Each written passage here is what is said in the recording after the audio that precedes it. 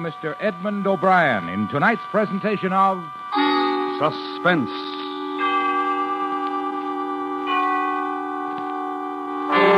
Tonight presents a true story as we dramatize the diary of a man whose unfortunate task it was to set down a report on the death of his friends. Ordeal in Donner Pass. Our star, Mr. Edmund O'Brien.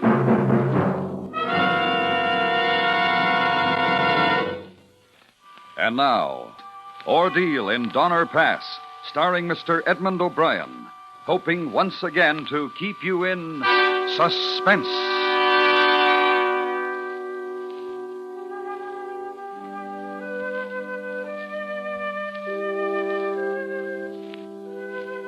My name is Patrick Breen, and I am a God-fearing man who loves his family and tries to do right by his fellow man. If in the months that followed after we started to take the Hastings shortcut to California, if in those months from November of 1846 to March of 1847, I was selfish, there were men guilty of worse. I'd done what I was able. I'd done what was the most any man could.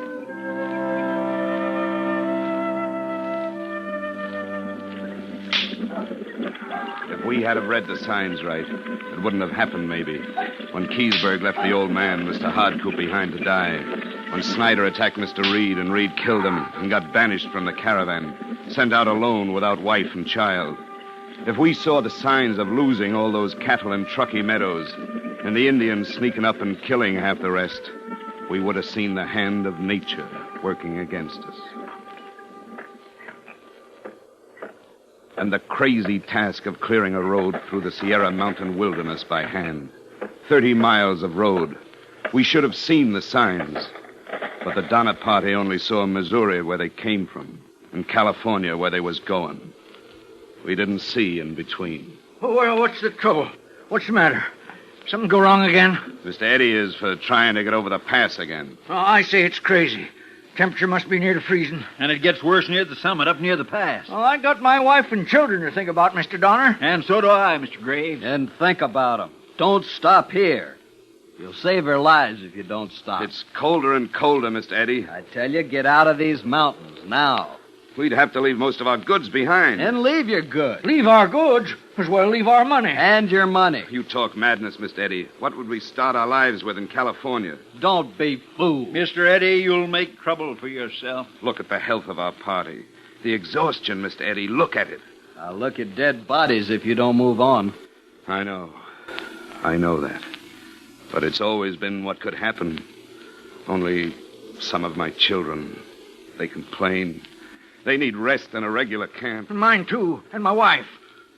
The last bluff we lowered our wagons over, we didn't have the energy to keep them right. Someone crashing down, supplies and all. The men just don't have the heart for it. You'll die. There's no going back to the Salt Lake. Some died there already. Try. At least try going over the pass again. Hastings' route was a pack of lies. We'll take another route. Look up, Mr. Eddie. Look up to the face of the summit. Snow. Solid snow. No marks or signs. It's snowing again. And if we stay, it'll swallow us up. And look at the faces. Human bodies can only work so much, Mr. Graves. And no more. Only so much. It calls for a vote. No, not yet. Why a vote? No more argument. It wastes time. No, you gotta listen. We gotta talk some more. You gotta understand. Take your hands off Come on, me. stop it. Stop it. All right. All right, call your vote. Call the vote, Mr. Breen. Listen. The question is, do we go on for another try over the pass or stay? There's no going back. Mr. Donner? To stay. Mr. Graves? To stay. Mrs. Reed, with your husband gone, you have a man's vote. To stay, I suppose. I don't know. I cast no vote, Mr. Breen. Mr. Murphy? Mr. Keysburg?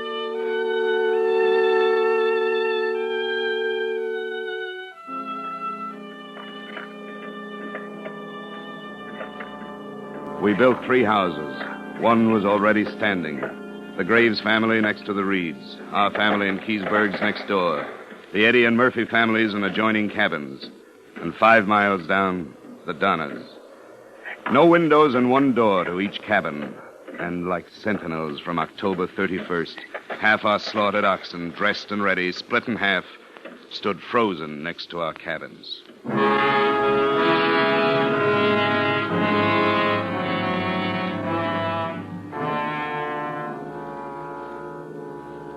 On Friday, November 20th, 1846, I began my journal.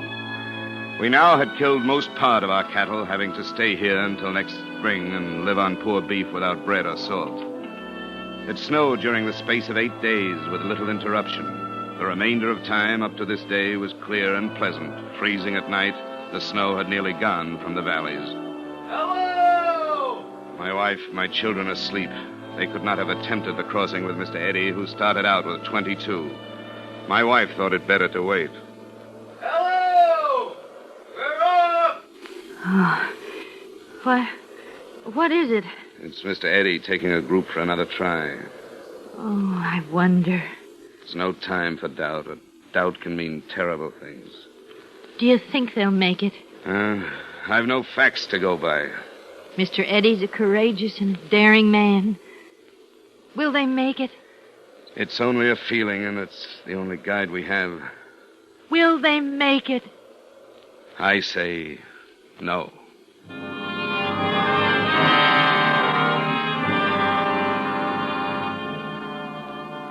On November 26th, I slaughtered my last team of oxen. After this beef was gone, maybe Mrs. Eddy would sell me some of hers. There were some mules, there were dogs, and we waited.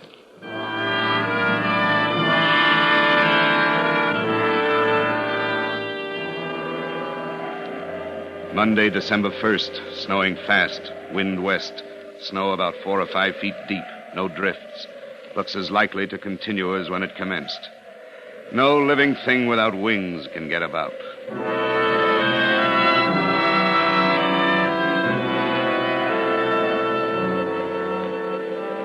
Tuesday, December 2nd, still snowing, wind west, snow now about 5.5 to 6 feet deep. Difficult to get wood, no going from the house, completely closed in.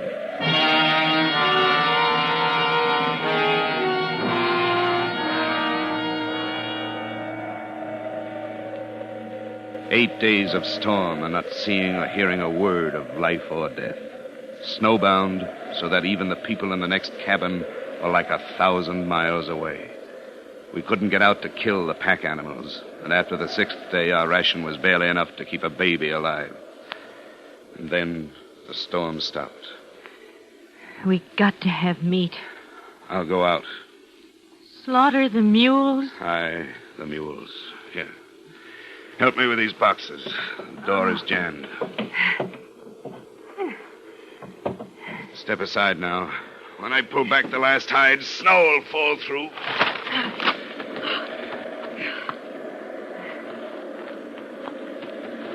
Mr. Graves? They're gone. They're gone. What are you talking about? We didn't tie the stock. They ran off the stock. Oh, no. They couldn't have gone far, not in this storm. They gotta be here. Look for the tracks. Tracks would be gone, covered up. We should have tied them. Yeah, we should have tied them up. I can't dig anymore. Mr. Breen, Mr. Graves, Bayless Williams is dead. Will someone help take him from our cabin? Graves, will you help? I cannot. I gotta save my strength. I cannot. Come, Mrs. Reed. We'll give Bayless Williams the final rest, poor man.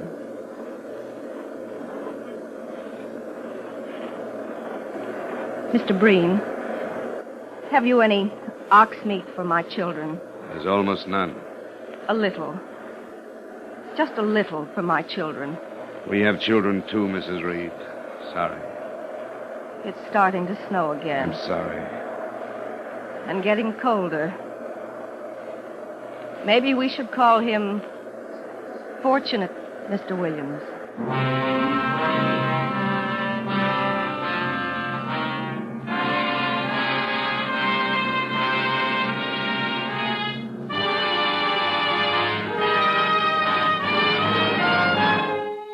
is bringing you Mr. Edmund O'Brien in Ordeal in Donner Pass. Tonight's presentation in radio's outstanding theater of thrills, Suspense.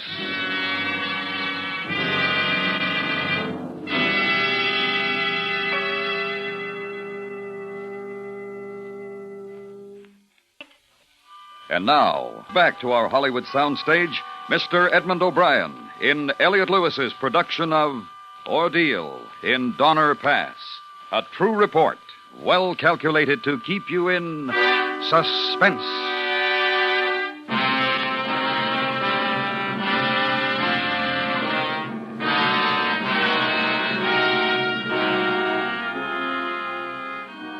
Maybe you say it was cruel of me to turn aside, Mrs. Reed. But I had 8 mouths to feed. She only had 5. Figuring life and death in numbers. What else could we do?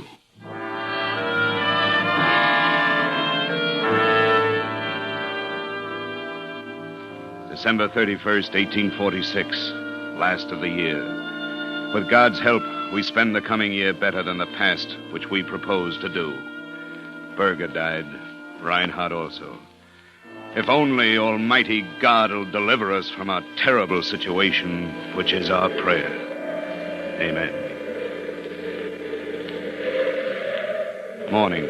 Cloudy again. Wind east by south for 3 days, past freezing hard every night. Looks like another snowstorm. Snowstorms are awful to us. Snow is so deep now. So very cold. Some of the children too weak to get from bed. Nothing but hides and the children's starving dog.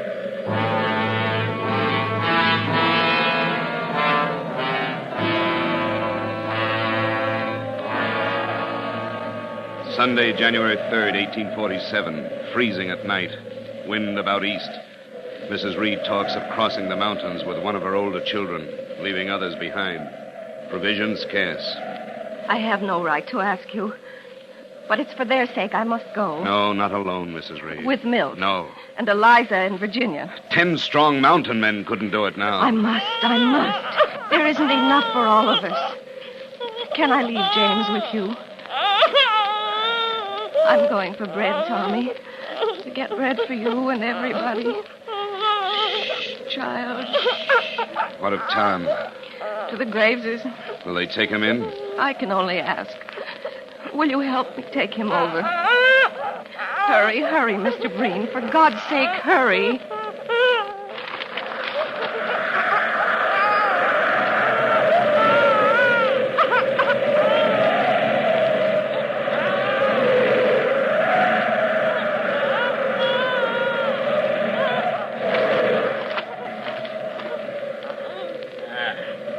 You come seeking help, Mrs. Reed? The fine and dandy Mrs. Reed? I only ask you, with some charity, take in my baby, Tom. We got nothing to share with the son of your husband. Cut out your tongue, Mr. Graves. This isn't your concern, Mr. Breen, none of it. I've taken in James. And it's your bad luck. How can you talk so selfish? We're all of us one problem, all to help each other. We're more alone than ever, alone. When the man who fights the hardest wins his life and life for his family. You ask a price? There's still some animal hides on the roof of your hut. I thought to share them for all the children. And let the others care for your precious baby. Mr. Breen? He can have some of them you give me. And there's silverware you brought. A foul mind and a foul body. No fouler than the stink of your own cabin and living like animals. But you become one. And then there's a golden bracelet my wife saw you wear. You can have it. And fine linen cloth. Any of them. Enough! Shut up! You ask for another thing and I turn my hand against you. I'll kill you if you ask for another thing. Please, Mr. Breen. I got all I want. I got all I need.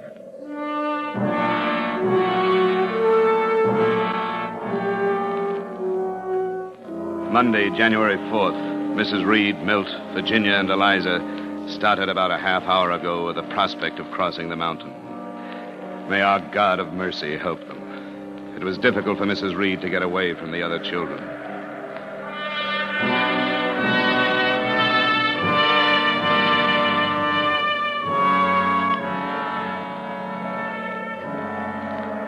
Friday, January 8th. Wind east, froze hard last night. Very cold this morning. Mrs. Reed and company came back this morning. Could not find their way on the other side of the mountain. They have nothing but a few hides to live on.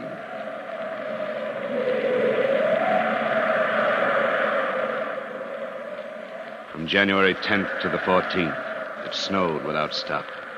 Difficult to get wood even after the storm broke. There is little energy for much but sitting.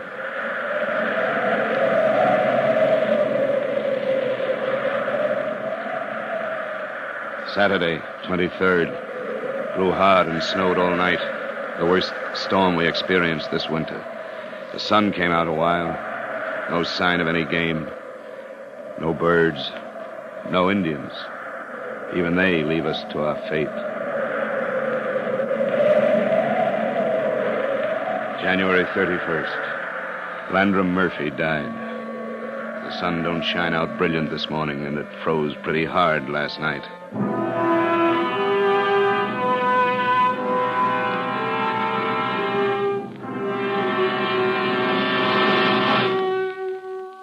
February 21st, 1847.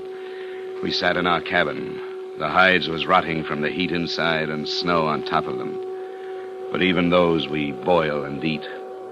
We hear from the Donnas up the trail. Old Jacob Donna is dying. Many were dying. Patrick, how long can we last?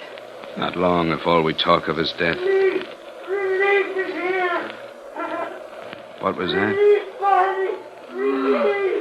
Something's happened. Gone mad? Have some gone mad? No, I think it's more. Who are they? Who? Are we saved? Oh, God, dear God, are we saved? Hello there. Are you an angel or are you real? We're real. My name is Rhodes. Who sent you? How have you come to us? Reed told us. He got us to come. Reed? The man we banished, God forgive us. The man we cast out. You brought food. Some flour, some salt. We had to leave a lot behind. Enough to get us over the mountain? How many are there? Maybe 40, including children. Well, don't you know for sure? Every night there's less. We hardly see each other for days at a time. Keep that man away from the pack. Food, flour, I'm gonna have food. You'll kill yourself if you eat too much. Put a guard on the food. We'll give out what we can. Not all of it. There's got to be enough left to go back. How many? Maybe 20 of us. Not all of us? Well, all of us go. None of us will make it.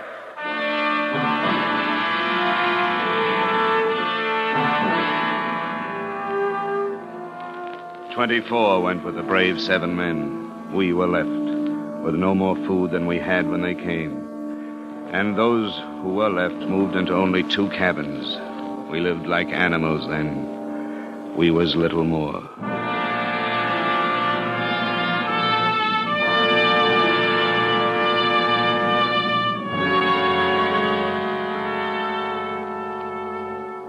March 13th. Now I remember the day by counting it out, but I hardly knew then. I can't stand the filth, the smell. We'll freeze if we go outside. Build a fire on the snow. If the others help, we can. At least not to live in a room with the dead.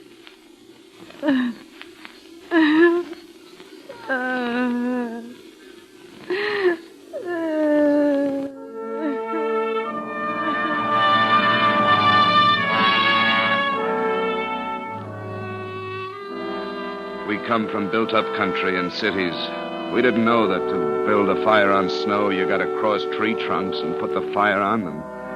We built it on snow, and it cut a well into the snow. We all moved down to it, like a cave.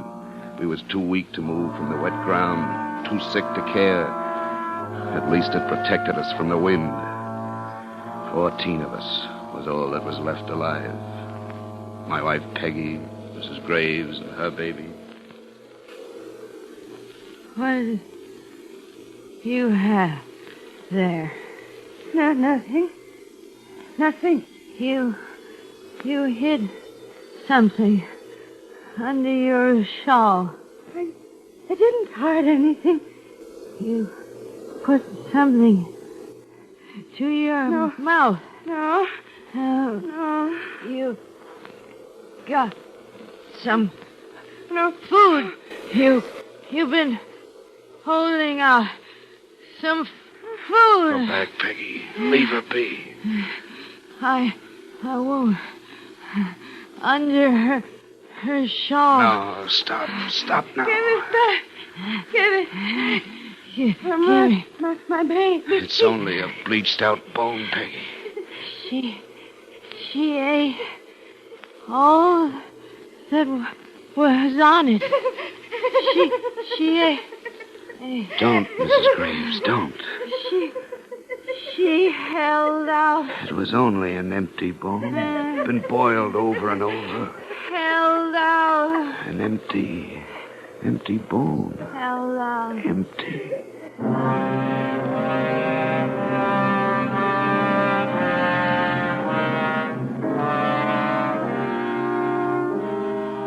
Mrs. Graves' baby died that night, and in the morning, her 5-year-old son. Life went from her altogether. She died by the time the sky was light. We did not have energy to take them out of the pit because we didn't have no energy to get out ourselves.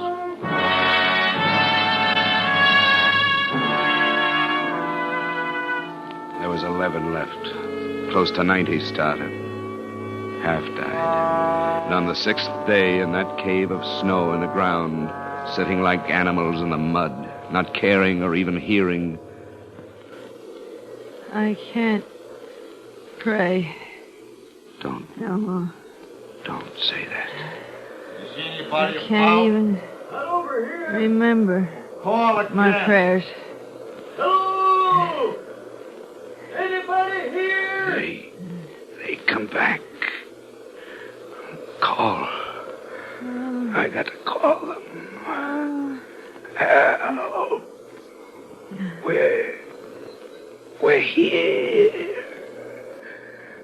Help. Go up to them.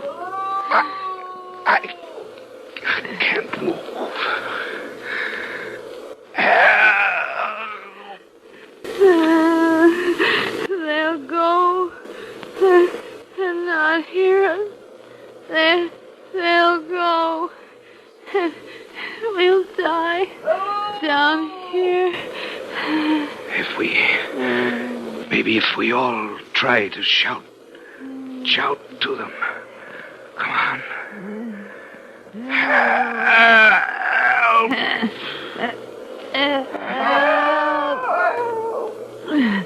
Hear it? Come over there. Come on. Here. Down here in this hole. Oh, no. Oh. We'll take you out. Don't worry. We'll take you out.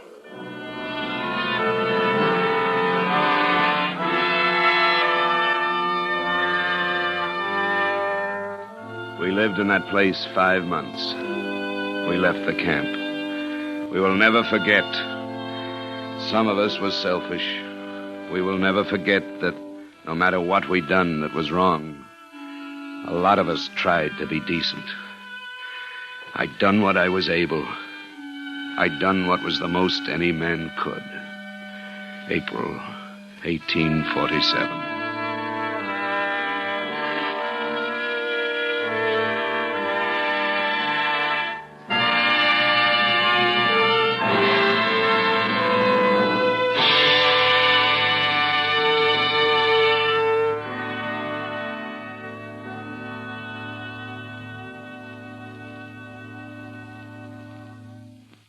Suspense. Tonight's star, Mr. Edmund O'Brien.